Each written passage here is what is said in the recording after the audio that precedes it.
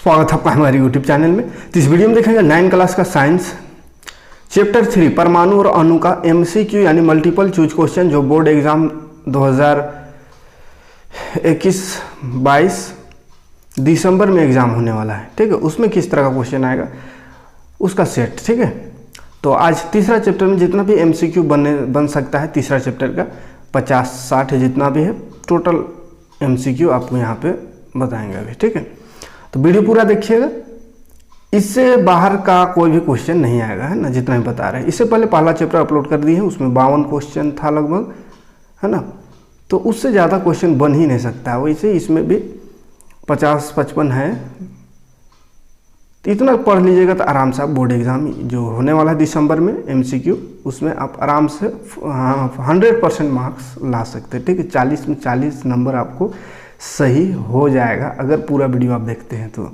और चैप्टर भी पढ़ना चाहते हो तो चैप्टर पूरा कंप्लीट समझा दिए हैं, प्लेलिस्ट में जाइएगा, चैप्टर आपको मिल जाएगा, वहाँ से एक बार समझ लीजिएगा। कि चैप्टर अगर समझे हुए रहिएगा तो क्वेश्चन कहीं से भी पूछे, है ना, आप वहाँ पे आंसर दे सकते हैं। बस यहाँ पे जो क्वेश्चन है उससे थोड़ा आइडिया लगाना है कि क्वेश्चन क्या क्या बन सकता है। ठीक है, और एक बार चैप्टर भी पढ़ लीजिए तो और बढ़िया हो जाएगा। ठीक है, तो चलिए शुरू करते हैं। 10 क्लास का भी आज से शुरू कर दे रहे हैं और मैथ भी शुरू कर देंगे। ठीक है, अभी साइंस का 2 चैप्टर हुआ, अब कल देखते हैं तो मैथ, है ना, तो मैथ और साइंस ये दोनों का कंप्लीट यहाँ पे तैयारी कराएंगे। और ज़्यादा चैप्टर नहीं पढ़ना है, 6 चैप्टर पढ़ना है, इसलिए आप अगर चाहिएगा तो समय रहा तो सोशल साइंस का भी अपलोड कर देंगे। ठीक है, तो फिलहाल चलिए मैथ और साइंस में ध्यान देते हैं। तो साइंस का ये तीसरा चैप्टर परमाणु तथा अणु। चैनल में नए हो तो सब्सक्राइब जरूर कर लीजिएगा, यहाँ पे आपको 6 to 10 मिल जाएगा मैथ साइंस। ठीक है, झारखंड बोर्ड खास करके, और 9-10 तो हर बोर्ड में, जो भी हिंदी मीडियम है हर बोर्ड में चलता है, एक ही टाइप का, एक ही बुक है ना, NCERT, तो वही NCERT का सॉल्यूशन पूरा मिल जाएगा। और झारखंड में जो 6 to 8 चलता है JCERT, तो JCERT का पूरा सॉल्यूशन मिलेगा। ठीक, तो चलिए शुरू करते हैं। परमाणु और अणु, इसका क्वेश्चन में आते हैं। पहला नंबर क्वेश्चन देखिए, थोड़ा सा जूम कर दे रहे हैं ताकि आपको दिखाई दे बढ़िया से, हैं। चलिए, पहला क्वेश्चन है, जल के अणु में हाइड्रोजन और ऑक्सीजन के भार का अनुपात क्या होता है? तो भार का अनुपात किसका बोला है? हाइड्रोजन और ऑक्सीजन के भार का अनुपात, तो 1:8 होता है, यानी 1 हाइड्रोजन लेंगे तो ऑक्सीजन 8 को लेंगे, इस तरह से। 1 ग्राम अगर हाइड्रोजन लेते हैं तो 8 ग्राम ऑक्सीजन लेना होगा, तब जल बनेगा। तो ये उसका अनुपात है, तो इसका कोई उपाय नहीं है, याद करना होगा इसको। ठीक है, हाइड्रोजन का 1, ऑक्सीजन का 8, यानी 1:8 होता है इसका जल का, ये जो अणु है हाइड्रोजन और ऑक्सीजन, उसका भार का अनुपात। ठीक है, जल अणु में प्रयुक्त तत्वों के परमाणुओं की संख्या का अनुपात क्या होता है? अब जल का अणु में बोला है परमाणुओं की संख्या का अनुपात क्या है, तो परमाणु की संख्या किसको बोलते हैं? जैसे जल का सूत्र आप याद कीजिए, क्या होता है? H2O, यानी देखिए हाइड्रोजन में का 2 लगा हुआ है, यानी हाइड्रोजन का 2 परमाणु, और ऑक्सीजन में तो 1-2 कुछ और लगा हुआ है नहीं, यानी ऑक्सीजन में 1 ही है, तो 2 अनुपात क्या हो गया? 1। अब देखिए क्वेश्चन कीजिए, यहाँ पे दोनों एक ही टाइप का लग रहा है, लेकिन थोड़ा सा फर्क है दोनों में। एक में बोला है हाइड्रोजन और ऑक्सीजन के भार का अनुपात, यानी वजन का अनुपात क्या होगा, वेट का अनुपात क्या होगा, तो 1:8, यानी 1 ग्राम अगर एक ठो लेंगे हाइड्रोजन को तो ऑक्सीजन लेना होगा 8 ग्राम। अगर हाइड्रोजन 2 ग्राम लेंगे तो ऑक्सीजन लेना होगा 8 दूनी 16 ग्राम, तभी पानी बनेगा। ये भार का अनुपात। अगर पूछ दिया परमाणु की संख्या का अनुपात, परमाणुओं की संख्या, तो परमाणु मतलब ये हाइड्रोजन 2 और ऑक्सीजन 1 मिलकर पानी बनता है, तो H2 ये परमाणु संख्या है, और ऑक्सीजन 1 नंबर में आता, तो 1 हो गया, 1 ही है ऑक्सीजन इसलिए 1। तो इसका परमाणुओं का जो अनुपात है वो 2:1 होगा। ठीक है, कन्फ्यूज नहीं होना है, भार रहे तो 1:8 और परमाणु संख्या का अनुपात रहे तो 2:1, क्या कि हाइड्रोजन 2 ऑक्सीजन 1। ठीक, चलिए इसी तरह का क्वेश्चन देखिए, यहाँ पे कैल्शियम का है, कैल्शियम ऑक्साइड का। कैल्शियम ऑक्साइड में कैल्शियम एवं ऑक्सीजन का भार बताना है। ठीक है, तो कैल्शियम और ऑक्साइड में Ca, कैल्शियम और ऑक्साइड, तो कैल्शियम में कै ग्राम कैल्शियम लेंगे तो कै ग्राम ऑक्सीजन लेना पड़ेगा, तब जाके कैल्शियम ऑक्साइड बनेगा। उसका भार का अनुपात बताना है, तो इसका होगा 5:2। याद रखिएगा, कैल्शियम अगर लेंगे 5 ग्राम बाबू, तो ऑक्सीजन लेना होगा 2 ग्राम, तब है जा करके कैल्शियम ऑक्साइड बनेगा, अदरवाइज नहीं बनेगा। इसी अनुपात में लेना होगा। ठीक है। तो केमिस्ट्री में जो भी चीज़ बनता है तो कुछ फिक्स उसका रेशियो है, अनुपात है, उसी से बनता है। ऐसा नहीं कि अंदाजी मिला देंगे, जैसे पानी में चीनी तनी को मिला के ज़्यादा मिला है, अंदाजी मिला दिया, अंदाजी नींबू दे दिया, अंदाजी नमक शरबत बनिए जाएगा, है ना। चाहे मीठा बनेगा, चाहे फीका बनेगा, चाहे नमकीन बनेगा, लेकिन वो बनिए जाएगा शरबत, है ना। लेकिन वैसा शरबत बनाने जैसे ये सब नहीं होता है ना। केमिकल रिएक्शन, रासायनिक परिवर्तन में फिक्स रेशियो रहता है कि इतना इतने देंगे बुआ तब होगा, है ना। जैसे पानी बनाना है तो अगर इसको 1 ले रहे हैं तो उसको 8 लेना होगा तब बनेगा, इसको 2 तो उसको 16 तब। ऐसा नहीं कि इसको 1 लिए हाइड्रोजन को और ऑक्सीजन को ले लिए 10 और कहेंगे पानी बनेगा, तो नहीं बनेगा, ठीक है। तो इसीलिए रेशियो को याद रखना है इसमें, है ना। अभी सबको तो अपने से नहीं बना सकते, हाइड्रोजन में आपस से नहीं पकड़ेंगे, ऐसा ऑक्सीजन को पकड़ेंगे मिला देंगे पानी बनाएंगे, ऐसा तो नहीं कर सकते अपने से। तो ये सब क्या, ये लेबोरेटरी सब में ये सिद्ध हो चुका है, प्रूव हो चुका है। तो इसलिए हमको तो कोई उपाय नहीं, हम याद करना पड़ेगा हमें, क्या कि हम तो ऑक्सीजन हाइड्रोजन को पकड़ के क्रियाकलाप करके नहीं देख सकते हैं कि कितना हाइड्रोजन लिए और कितना है। तो इसीलिए याद रखिएगा ये सबको, ठीक है। इसी तरह अगला प्रश्न, अमोनिया के एक अणु में नाइट्रोजन और हाइड्रोजन, अमोनिया में होता है NH3 NH4, तो अमोनिया में देखिए नाइट्रोजन और हाइड्रोजन आता है। तो नाइट्रोजन और हाइड्रोजन इसका अनुपात क्या है, तो नाइट्रोजन का 14, हाइड्रोजन 3, ये इसका अनुपात है, ठीक है। 14 को मतलब नाइट्रोजन लेंगे 14 ग्राम तो इसको 3 ग्राम लेना होगा, ठीक है, तब बनेगा। आए बस समझ में। तो ये अनुपात का देखिए, इतना ज़्यादा क्वेश्चन अनुपात का है, 5 क्वेश्चन, तो इससे ज़्यादा और कुछ पूछेगा नहीं, है ना। कार्बन डाइऑक्साइड का देखिए, ज़्यादातर कार्बन डाइऑक्साइड पूछेगा या तो जल का पूछेगा, ठीक है। तो कार्बन डाइऑक्साइड अणु में कार्बन और ऑक्सीजन का क्या है, तो कार्बन और ऑक्सीजन का अनुपात क्या है हुआ, तो 3:8, यानी कार्बन को 3 ग्राम लेवे तो ऑक्सीजन लेवे पड़ेगी, कितना लेना पड़ेगा, 8 ग्राम, तब जाके के कार्बन डाइऑक्साइड बनेगा, अदरवाइज नहीं बनेगा, ठीक। चलिए, तो ये अनुपात का क्वेश्चन खत्म। अब 6ठा नंबर क्वेश्चन देखिए, कौन सा तत्व मुक्त परमाणु के रूप में पाया जाता है, मुक्त परमाणु के रूप में यानी मुक्त अवस्था में पाया जाता है, आर्गन, है ना। मन एकले, मुक्त मन एकले रहता है, केकरो से कोनो मतलब नहीं। आर्गन का फॉर्मूला Ar, अकेले रहता है। हाइड्रोजन 2 के साथ रहता है, H2 होता है हाइड्रोजन का फॉर्मूला, 2 अणु के साथ रहता है, 2 परमाणु के साथ रहता है हाइड्रोजन, ठीक है। ऑक्सीजन O2 होता है, ये भी 2 परमाणु साथ रहता है। क्लोरीन का भी सूत्र होता है Cl2, यानी ये भी 2 के साथ रहता है। मुक्त अवस्था में ये लोग नहीं रहता है, लेकिन आर्गन का है ये अकेले रहता है, मुक्त अवस्था में कहते हैं इसको, ठीक है।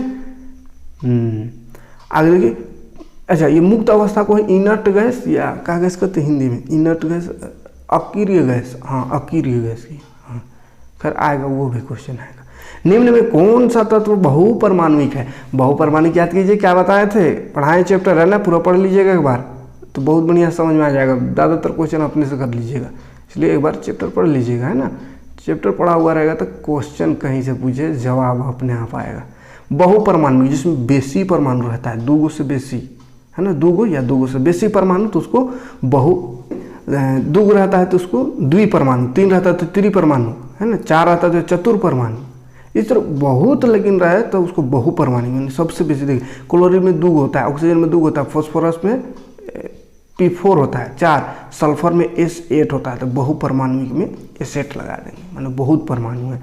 क्योंकि 4 तक का नाम है, 1 रहे तो फिर परमाणु, 2 रहे तो द्विपरमाणु, 3 रहे तो त्रिपरमाणु परमाणु, 4 रहे तो चतुर्परमाणु है। उसके बाद वाला कैसे पचुर छतुर ऐसा कुछ नाम नहीं, बहुपरमाणु कह देते हैं, ठीक। 2 रहे तो द्विपरमाणु, 3 रहे तो त्रिपरमाणु, 4 रहे तो चतुर्परमाणु, और उससे बेसी हो गया तो बहुपरमाणु कह देते हैं। कितना नाम रखते रहेंगे सबका, 1 5 6 7 करके, तो बहुपरमाणु, बहुत परमाणु। तो सल्फर S8 फार्मूला होता है, 8 वो परमाणु रहता है, तो इसलिए इसको बहुपरमाणु कहते हैं, ठीक है। कौन सा तत्व द्विपरमाणु, देखिए द्विपरमाणु भी आ गया, द्विपरमाणु मैंने 2 परमाणु हो गया। देखिए, आर्गन तो अकेले रहता है बेचारा, Ar, फास्फोरस P4 होता है, 4 होता है, सल्फर S8 होता है, अभी देखिए, तो ऑक्सीजन बच गया। ऑक्सीजन का फार्मूला O2 होता है, मतलब द्विपरमाणु ऑक्सीजन है, ठीक। निम्न में कौन द्विपरमाणु है, नहीं है। अब देखिए, द्विपरमाणु नहीं है, कहा है नहीं है। हाइड्रोजन द्विपरमाणु है, कहा कि H2 फार्मूला, नाइट्रोजन का N2 फार्मूला होता है, तो ये भी तो द्विपरमाणु। क्लोरीन का Cl2 होता है, तो ये भी तो द्विपरमाणु। हीलियम बेचारा एकले रहता है, ये भी एकले मुक्त अवस्था में, He हीलियम, किसी से कोई मतलब नहीं, एक परमाणु रहता है, तो ये द्विपरमाणु नहीं है, ठीक, आगे बढ़े। चलिए, साधारण नमक का सूत्र बताइए। रासायनिक सूत्र NaCl होता है साधारण नमक का, है ना, नमक साधारण वाला का NaCl। नाम कहेगा तो का सोडियम क्लोराइड का होता है, सोडियम क्लोराइड। जल का रासायनिक सूत्र का होता है H2O होता है, ये तो पता होगा, H2O है, HO2 नहीं लगा देना, या 2HO नहीं, 2H2 नहीं, H2O होता है इसका सूत्र। सल्फर का आणविक सूत्र क्या है, तो तभी से बता रहे हैं एसेट, तो यहाँ भी तो एसेट है ना, होगा ऐसे दूसरा थोड़ी हो जाए, एसेट है सल्फर का। सल्फ्यूरिक अम्ल का रासायनिक सूत्र H2SO4 होता है सल्फ्यूरिक अम्ल का। देखिए H2SO4 याद रखिएगा, हाइड्रोजन सल्फाइड भी कह सकते हैं या सल्फ्यूरिक अम्ल इसको कहते हैं। बेकिंग सोडा का रासायनिक सूत्र क्या है, वो खाने वाला सोडा है जिसे पकौड़ी कुड़ी तलते फूल जाता है। तो बेकिंग सोडा का NaHCO3 नाम कहेंगे तो NaH माने सोडियम, Na माने सोडियम, और H रहेगा तो बाई पढ़ाता है, बाई लग जाता है, सोडियम बाई, और CO3 माने कार्बोनेट, सोडियम बाई कार्बोनेट। ठीक है, रासायनिक नाम हुआ। और सूत्र हो गया NaHCO3 sodium by carbonate, NaHCO3। Ammonium sulphate का सूत्र क्या है, NH4 का होल टू SO4। ये अमोनिया है, NH4 अमोनिया, और सल्फेट अमोनियम सल्फेट का NH4 का इसका हॉल का ब्रैकेट का नीचे 2 यानी हॉल 2 पढ़ते हैं, और SO4। ठीक, तो ये रहा इसका आंसर। याद रखिएगा, कोई कोई फार्मूला रहेगा थोड़ा कठिन तो उसको थोड़ा सा याद रखिएगा, बाकी सिंपल सिंपल रहता है। मैग्नीशियम क्लोराइड, मैग्नीशियम MgCl2 होता है, मैग्नीशियम और क्लोराइड MgCl2। अच्छा, सूत्र बताए हैं सूत्र कैसे बनाते हैं, है ना। सूत्र बनाने के लिए आपको इसका संयोजकता याद रखना है, जैसे मैग्नीशियम और क्लोरीन, तो क्लोरीन का संयोजकता 1 होता है, मैग्नीशियम का 2, तो तिरछा हो जाता है, 2 ऊपर चढ़ जाता है, ये 1 नीचे इधर, तो Mg 1 हुआ तो Mg खाली लिखेंगे, Cl में 2 आ जाएगा, Cl2। तो संयोग तो याद रहे तो सूत्र अपने से बना सकते हैं। ये सूत्र बनाना सिखाए हैं चैप्टर में, पढ़ाएं उस समय, देख लीजिएगा। कैल्शियम कार्बोनेट का बोला तो CaCO3, Ca माने कैल्शियम, CO3 माने कार्बोनेट, CaCO3 है। सूत्र देखिए, बहुत सारा सूत्र यहाँ पे क्वेश्चन में दिया हुआ है, जितना चैप्टर में हो सकता है सूत्र सब है, इससे बाहर नहीं पूछेगा। ठीक है, फेरिक ऑक्साइड का सूत्र बोला Fe2O3 आयरन ऑक्साइड भी इसको कहते हैं बबुआ है, आगे Fe मतलब आयरन भी Fe को पढ़ते हैं। ठीक है, तो आयरन ऑक्साइड है तो भी ये होगा Fe2O3। आयरन ऑक्साइड को साधारण भाषा में जंग भी कहते हैं, जंग, चीटी बोलते हैं देहाती में, तो चीटी लगता है लोहा में ना, वही है ये, है ना। हाइड्रोजन सल्फाइड का सूत्र का H2S होता हुआ है, H2S hydrogen sulphide. Hydrogen chloride का सूत्र HCl होता है, अम्ल है ये, है ना, HCl अम्ल, हाइड्रोजन क्लोराइड कहते हैं इसको, है। सोडियम ऑक्साइड का सूत्र Na2O, sodium oxide Na2O, sodium oxide. Sodium का संयोजकता ऑक्सीजन के संयोजक याद रहना चाहिए, तब अपने सूत्र बन जाएगा। सोडियम का 1 होता है, ऑक्सीजन का 2 चल जाएगा, Na पास तो Na2 हो गया, और O यहाँ। इस तरह से आप बनाते हैं, इस तरह से फार्मूला बनता है। तो संयोजकता एक बार याद रखिएगा, याद कर लीजिएगा, तो आप इसको बना सकते हैं। ठीक है, चलिए, कैल्शियम हाइड्रोक्साइड का क्या होगा बुआ, तो कैल्शियम CaOH का होल 2, कैल्शियम हाइड्रोक्साइड चूना, है ना, कैल्शियम हाइड्रोक्साइड CaOH का whole 2, calcium hydro. Carbon tetrachloride CCl4, carbon tetrachloride CCl4, C माने कार्बन और Cl माने क्लोराइड, क्लोरीन, और 4 को इसलिए टेट्राक्लोराइड कहते हैं। ठीक है, सोडियम सल्फाइड का सूत्र क्या है, Na2S, ये तभी आया था लगता है, Na2S सोडियम सल्फाइड। ठीक है, एल्यूमिनियम ऑक्साइड का Al2O3 याद रखिएगा, Al2O3, aluminium chloride AlCl3, aluminium chloride. ठीक, AlCl3। अगला प्रश्न, जल में उपस्थित तत्व के नाम। जल में का तत्व है, तो जल का सूत्र का H2O माने हाइड्रोजन और ऑक्सीजन है, तो हाइड्रोजन ऑक्सीजन पहला ऑप्शन सही। ठीक, बुझा हुआ चूना में उपस्थित तत्व का नाम। बुझा हुआ चूना में का होता है, तो कैल्शियम हाइड्रोक्साइड सूत्र होता है, अभी दिखाए थे, CaOH का होल 2, कैल्शियम हाइड्रोक्साइड बुझा हुआ चूना का। तो इसमें कौन कौन तत्व है, देखिए Ca माने कैल्शियम है, हाँ, O भी दिख रहा, O माने ऑक्सीजन, H भी दिख रहा है, H माने हाइड्रोजन। तो ये तीनों है, कैल्शियम, ऑक्सीजन और हाइड्रोजन, तो दूसरा ऑप्शन सही होगा। है, निम्न में सोडियम का प्रतीक Na होता है, वो सोडियम को लिखते का चीज Na किस तत्व का संकेत है, तो Na सोडियम का है। दोनों क्वेश्चन होते के घुमा दिया इधर उधर। H2S अणु में कितने परमाणु विद्यमान है, काय गो परमाणु है, देखिए ध्यान से, H2S में कहा है काय गो परमाणु, तो H में 2 लगल है माने 2 गो परमाणु, S में कोनो नहीं लगल है माने S का 1 गो परमाणु, तो टोटल कतई हो गया 2 और 1 3 गो परमाणु हैं। अच्छा ये देखिए इसमें क्या बोला, PO3-4 आयन में कितने परमाणु विद्यमान है, काय गो परमाणु है इसको बोला है, 3 ऊपर का है -3 लगा दिया, तो चलिए उससे कोनो मतलब नहीं, ठीक है। परमाणु हमको गिनने वाला है ना, फिर से परमाणु, तो परमाणु देखिए O में नीचे 4 लगल है, तो 4 और 1 P है 1, तो 4 और 1 5, इसको गिनना, ऊपर वाला कोनो दिक्कत, वो आयन है, वो दूसरी चीज़ है, ठीक है। अगले देखते हैं आगे, पदार्थ के 1 ग्राम आणविक द्रव्यमान कितने अनुपस्थित होते, 1 ग्राम को लेंगे पदार्थ तो उसमें कई गो अणु रहता है, आणविक द्रव्यमान में कितना अणु रहता है, तो 6.022 × 10⁻23, इसी को एवोगाड्रो नंबर भी कहते हैं, क्या कहते हैं, एवोगाड्रो नंबर, 6.022 × 10⁻23, ठीक। अगला क्वेश्चन, ऑक्सीजन की परमाणुकता कितना है, तो ऑक्सीजन में कई गो परमाणु, परमाणुकता माने परमाणु, द्विपरमाणु त्रिपरमाणु का है, तो ऑक्सीजन में O2 होता है, तो 2 गो परमाणु है, तो परमाणुकता इसका 2 होगा, ठीक। निम्नलिखित में परमाणु द्रव्यमान इकाई के लिए मानक रूप में लिया गया, किसको मानक रूप में लिया गया, यानी वजन नापने के लिए, कोई परमाणु का द्रव्यमान इकाई यानी द्रव्यमान को मापने के लिए किसको लिया गया है मानक रूप में, तो कार्बन का 12वां C12 को है ना, C12 कार्बन 12वां। अगला, एक परमाणु द्रव्यमान किसके समान होता है, एक परमाणु द्रव्यमान किसके बराबर होता है, तो कार्बन 12 का 12वें हिस्से के बराबर होता है, ठीक है। तो ये दोनों क्वेश्चन सेम है, किसको लिया गया, तो कार्बन के 12वां हिस्सा को, कार्बन 12 को, और कार्बन 12 का द्रव्यमान कितना होता है, एक परमाणु का द्रव्यमान कितना होता है, कार्बन का 1/12वां भाग, जितना का वजन है उतना, है ना, 1/12वां भाग, यानी कार्बन परमाणु को 12 टुकड़ा में तोड़ देंगे, तो इस यहाँ से एक टुकड़ा ऐसा निकलेगा, इसको किलो धारा के उपयोग करेंगे, इसका 1 आया, कहेंगे उसका परमाणु 1, 2 को चढ़ाना पड़ा तो 2, इस तरह से, जैसे 1 किलो आया वो चढ़ाए और 1 किलो फिर है वो, तो 2 किलो होगा, है, तो वैसे है, ठीक। आगे देखिए, ऑक्सीजन का एक परमाणु कार्बन 12 के एक परमाणु से कितने गुना भारी है, तो ऑक्सीजन का पूछा है, तो ऑक्सीजन का है 4/3 गुना भारी, ठीक है, 4/3 गुना भारी, कितना गुना भारी है, तो 4 × 3 गुना भारी, क्या है कि कार्बन 12 और ये 16,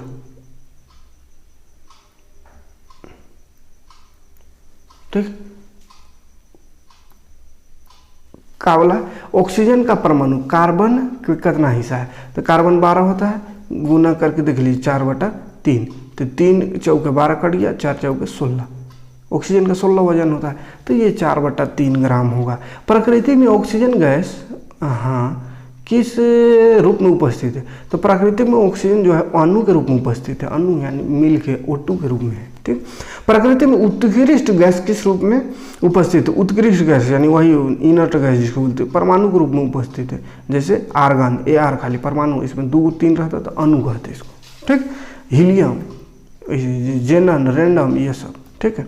चलिए, तो 39 क्वेश्चन है बुआ, है ना, 39 क्वेश्चन है, सेकंड चैप्टर, ये धातु का था परमाणु अणु, तो परमाणु अणु में इतना क्वेश्चन का, फिर इतना क्वेश्चन कर लीजिएगा और एक बार चैप्टर पढ़ लीजिएगा, ठीक है। तो जितना कुछ पढ़ना है इस बार का एग्जाम में उतना ही कुछ अभी बता रहे हैं, ठीक है, तो उतना ही से क्वेश्चन ये सब है। तो मिलते हैं नेक्स्ट वीडियो में, नेक्स्ट इसका अगला पार्ट लेकर के, अगला चैप्टर लेकर के और मैथ का वीडियो लेकर के।